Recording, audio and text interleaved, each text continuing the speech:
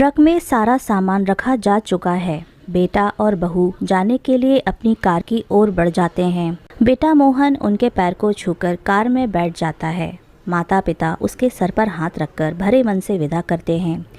बहू हाथ जोड़कर अपने पति के बगल में बैठ जाती है। कुछ देर में कार आंखों से ओझल हो जाती है। माँ जानकी अपने चेहरे पर बह रहे आंसुओं को पोंछती है और पति के साथ धीरे धीरे कदमों से घर की ओर मुड़ जाती है। आज अपने दिल के टुकड़े रोहन को अपने से दूर जाते हुए देखकर जानकी जी का मन भारी हो गया।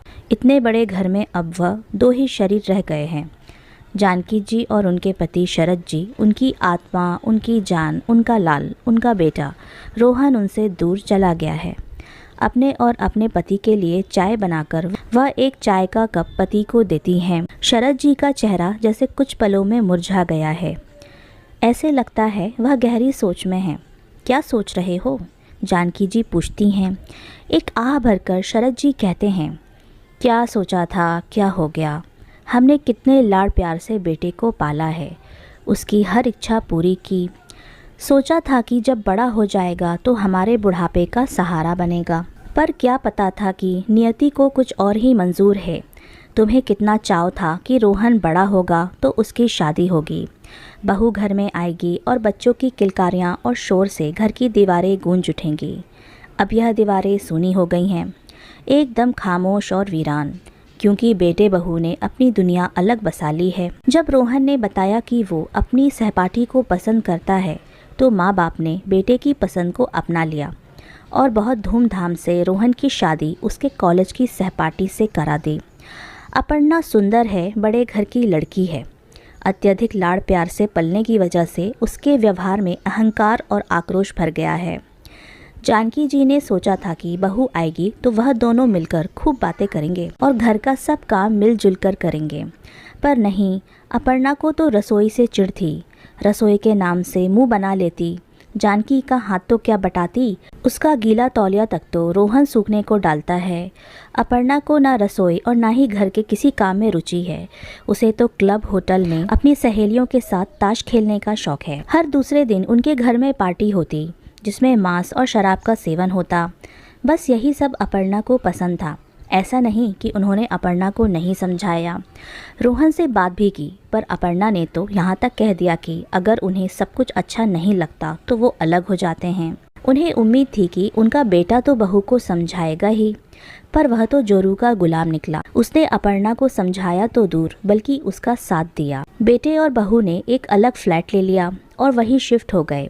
खैर, समय तो रुकता नहीं, चलता रहता है। अब माँ बाप को भी बेटे के बिना रहने की आदत हो गई थी। अपर्णा ने कुछ समय बाद एक प्यारी सी बेटी को जन्म दिया। अपनी पोती को देखने गए तो हैरानी हुई कि पोती को आया ने अपनी गोद में लिया है और शीशी से उसे दूध पिला रही है। जानकी जी का मन तो हुआ कि कहे, बहू कम से कम अपनी बेटी को तो अपनी गोद में लेकर उसे अपना दूध पिलाया करो, उसको माँ होने का एहसास तो दिलाओ। पर वो ना कह सकीं। जानती थीं अभी बहू खरी खोटी सुना देगी। कितने अरमान थे कि अपनी पोती को बड़ा होते देखेंगे, उसके साथ खेलेंगे, पर उनके सारे अरमा को बहू की जिद और आधुनिक विचारधारा में बह गए। एक दिन रात के करीब 3 बजे होंगे। दरवाजे की घंटी बजती है। कौन हो सकता है? शरद जी ने दरवाज़ा खोला तो देखा कि अपर्णा दरवाजे पर खड़ी रो रही है। साथ में उनकी पोती भी है। क्या हुआ बहू, क्यों रो रही हो? रोहन कहाँ है? सब ठीक तो है ना? शरद जी बहू को इस तरह देखकर परेशान हो गए और उन्होंने प्रश्नों की बौछार लगा दी। पिताजी, रोहन का एक्सीडेंट हो गया है, वो हॉस्पिटल के आईसीयू में हैं। अपर्णा ने कहा तो शरद जी सन रह गए। अपर्णा ने बताया कि वह रात को एक पार्टी से आ रहे थे। रोहन अपने दोस्तों के साथ दूसरी कार में था।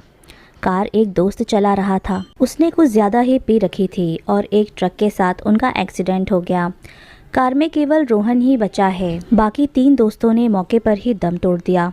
जिंदगी ने एक और करवट ली। कल को क्या होना है कौन जानता है। जानकी जी और शरद जी जैसे माता पिता की प्रार्थना रंग लाई। रोहन 3 महीने के बाद जब ठीक हो गया तो हॉस्पिटल में शरद और जानकी अपर्णा को बोले, रोहन अब अच्छा हो गया है, कल उसकी छुट्टी भी हो जाएगी। अब हम चलते हैं, अपना ख्याल रखना बहू। अपर्णा बोली, हमें साथ नहीं लेकर जाएंगे पिताजी? शरद और जानकी जी ने उन्हें फिर से क्षमा कर दिया। आसमान में संध्या की लालिमा से मौसम सुहाना हो गया है। उड़ता पंछी शाम को अपने घोंसले में लौट आया है। घर की रौनक फिर वापस आ गई। दादा दादी हर वक्त पोती के साथ खेलते। ऐसा लगता फिर से उनका बचपना वापस आ गया। अपर्णा हर काम में सास का हाथ बटाती। उसने महसूस किया ज़िंदगी कितनी खुशगवार हो गई। अपनों के बिना जीना भी क्या जीना होता है। लेकिन अब उसकी ज़िंदगी पूरी मुकम्मल हो गई थी।